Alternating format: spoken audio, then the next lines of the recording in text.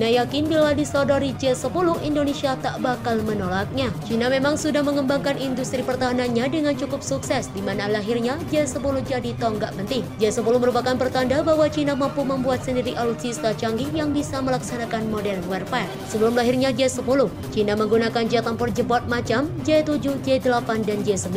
Populasi deretan penempur J sebelum menginjak angka 10, tentunya teknologi usang Uni Soviet. Deretan penempur lawas itu jelas mengkhawatirkan PLAAF, yang dimana mereka butuh jet tempur baru yang bugar.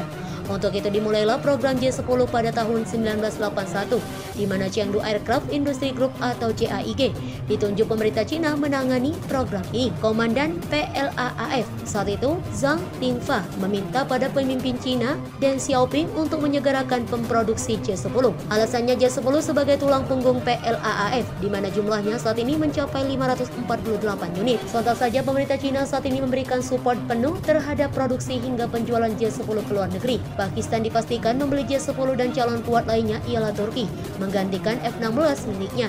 Indonesia juga tak luput dari sasaran penjualan J10. Maka dari itu Cina menawari Indonesia J10, jet tempur murah meriah, diklaim canggih dan tentunya anti embargo. Semua prinsip Rusia dan Cina sama. Asal ada uang, alutsista segera dikirim.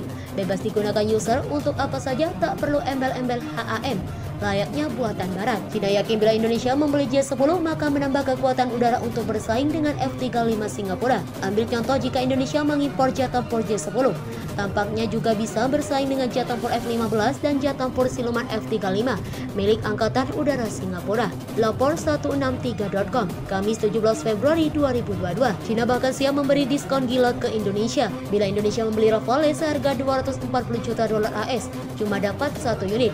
Maka dengan uang sama Jakarta bisa peroleh 6 unit J10. Perlu Anda ketahui 36 unit Rafale yang dibeli India sebelumnya menelan biaya sebesar 8,7 miliar dolar AS atau setara dengan sekitar 240 juta dolar AS per unit. Sebaliknya, harga satuan J10C yang dibeli Pakistan Railway kali ini hanya 400 miliar dolar AS, yang berarti satu Rafale sebenarnya bernilai 6 J10C. Dan dari segi performa, kedua pesawat memiliki kekuatan masing-masing, dan J10C umumnya tidak kalah dengan Rafale. Jelas Sohu.com. Rupanya sejak 2020 lalu, Sina.com sudah melaporkan Cina memang getol menawarkan alutsistanya ke Indonesia.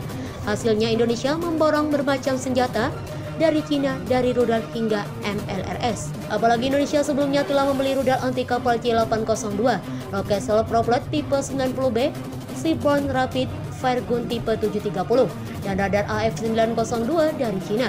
Jelas Sina.com pada 16 Maret 2020 lalu. Mereka menyebut bila J10 lebih canggih dari F-16 dan SU-30 Indonesia. Harga J10 lebih dari 50 juta dolar AS, lebih murah daripada Rafale. Dan sistem avionik J10C sangat canggih, jauh lebih unggul dari F-16 dan SU-30 saat ini digunakan Indonesia. Bebernya, Cina menjelaskan tak ada alasan bagi Indonesia menolak J10 melihat dari track record pembelian di atas. Tidak ada halangan alasan untuk Indonesia membeli J10, jelasnya. Bisa dipastikan Indonesia akan menolak jika dapat tawaran membeli J10 dari Cina.